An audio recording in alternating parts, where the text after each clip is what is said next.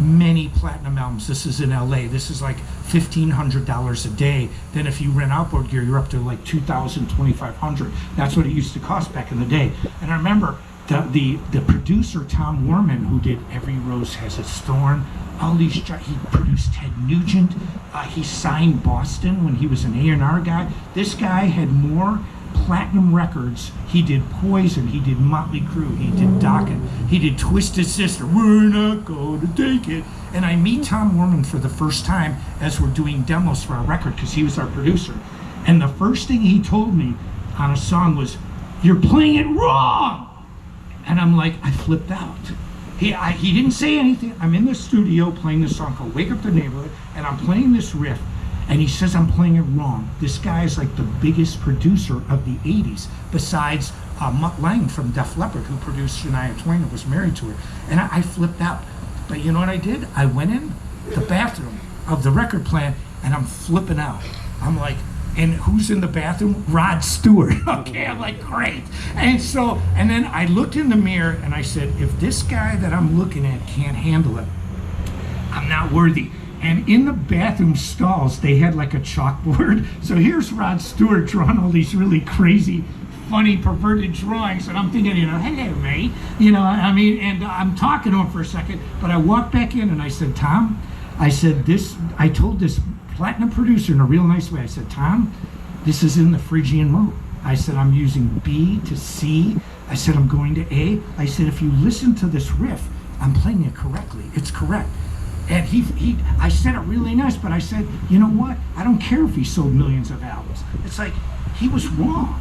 He was just dead wrong on this. And I thought maybe he's trying to play God in the studio. I don't know. But I was super nice to him. And I said, Tom, listen, just listen to it again. If you don't like it, I'll change it for you. And he listened to it. He goes, that's cool. And so that's the moral of the story for some of this stuff. You just have to, like I said, finish the job. Just go out and do it and finish it. This is my song called Rainforest. Here we go.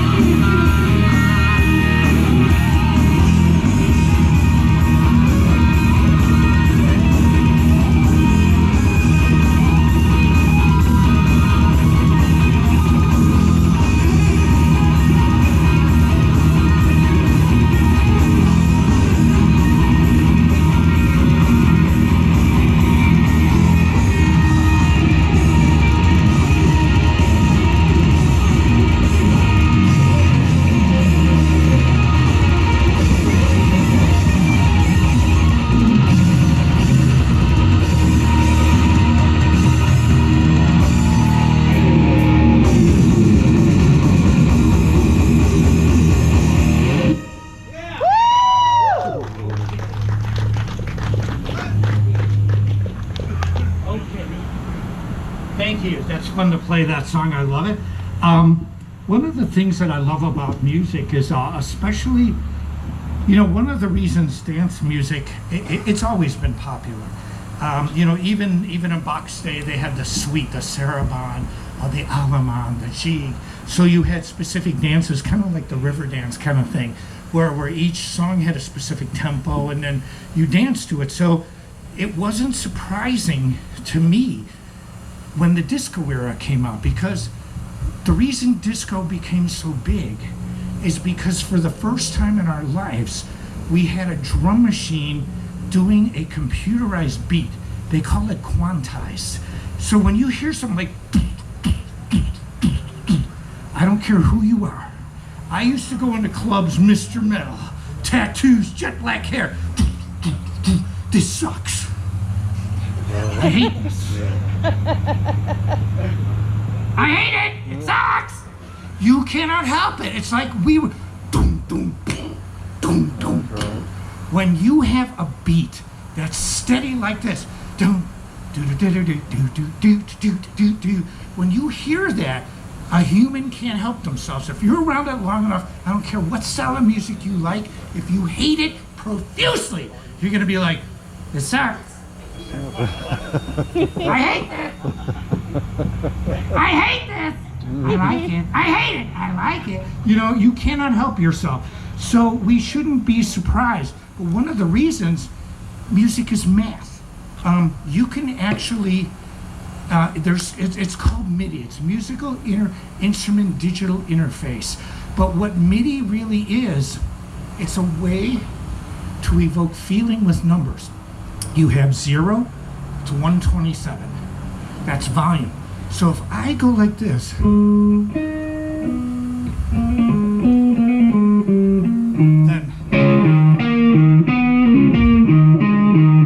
I can make it louder, I can make it softer, I can move the tempo faster. There's a thing in music called rubato. If you notice in orchestral music, you can't just tap your foot to it because there's a conductor. And rubato means stretching measures. So one measure might be 1, 2, 3, 4. 1, 2, 3, 4. 1, 2, 3. So you stretch things to bring out the feeling of music. Well, guess what? You can do that on a computer. I can actually physically speed up or slow down. So why are we surprised that computer music is so popular? That you can emulate, you can make feeling from numbers. That's what makes music so incredible. And everything, when you listen to like Celtic music, there's only 2 kinds of meters. There's duple and triple. So like if I do a riff in 15/8, you can count it, it's divisible by 3s, 2s. You can even use a 1. And that's what makes things so interesting, because when you hear a lot of country music, a lot of bluegrass stuff, they'll add measures of 2. They'll add, even the Beatles, like the song Yesterday is actually an asymmetrical group of 7 measures. Then McCartney sings it again. It's pretty brilliant. And I never realized it before, but I started when I was going to school, I analyzed the Beatles. Let me just show you. This is why this youngest generation of music is so good. I read all the time, and I'm in airports so much. And a lot of I just read it today. The baby boomers did this, the millennials do this. It's a bunch of BS, because my generation has helped make the best young generation of musicians there's ever been. People like me have showed everything that I can possibly show about a guitar, and I had a classical music degree to back it up. So I didn't reinvent the wheel. I looked at the wheel from 200 years ago and said, this is how they did it back then. It was pretty good. And so what I did was I modeled what I do today after the masters of the past, and you bring it to the future. And so I'll give you an example of Blackbird. I hated the Beatles growing up, but when I was a kid, when I was at the university, I wasn't a kid, I was still a teenager, I had to analyze a piece of what they called modern music. I was thinking, do I do the Eagles? Do I do Elton John? There was a band called Supertramp.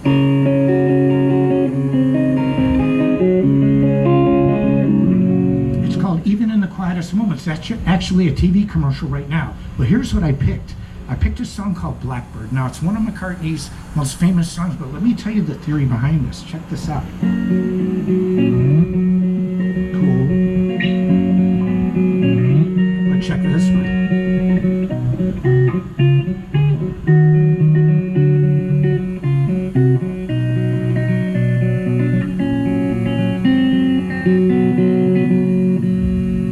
Now, there's two kinds of motion in music, parallel. Like if you're listening, to Robin Hood and his merry men, what the drum is. Or like news. Okay, that's parallel motion, but there's another thing called contrary, which means that the voices move independently of another. So why does this have anything to do with Blackbird? My music theory professor, who is the head of the music department, a doctor, flipped out. I said, Dr. Berlinger, check this bad boy out. This part of Blackbird, it's chromatic. Down, down, down, down, down, down, down, down, down, down, down. Now here's what it does. The first part of it, it's contrary motion. So you have this beautiful melody under a chromatic bass line. Down, down, down, down, down. That's every bit as good as Johann Sebastian Bach would write. And then McCartney flips it around at the end. So then the melody becomes a chromatic part. I was like, are you kidding me? This is that good? I was like, see now he starts the chromatic. So the end of the melody is. So the beginning, the bass is playing chromatic up. The ending, the melody's playing chromatic down.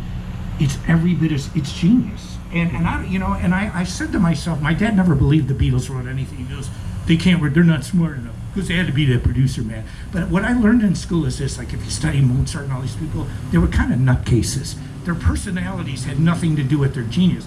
But that's why we like the Beatles. But that's also, you can listen to great songs, and 99% of the time, if you analyze a great piece of music, just not listening to it, just analyze it, there's something really special about it that follows these weird little rules that the classical masters did, or people that just, the great music in any generation and any genre is still going to be great. And that's the thing, that's why this youngest generation is so good. My nephew, he was singing me, he goes, Uncle Mike, check this song out. Now you're messing with a son of a... I'm like, Alex, how do you know this song? He goes, but it's Nazareth.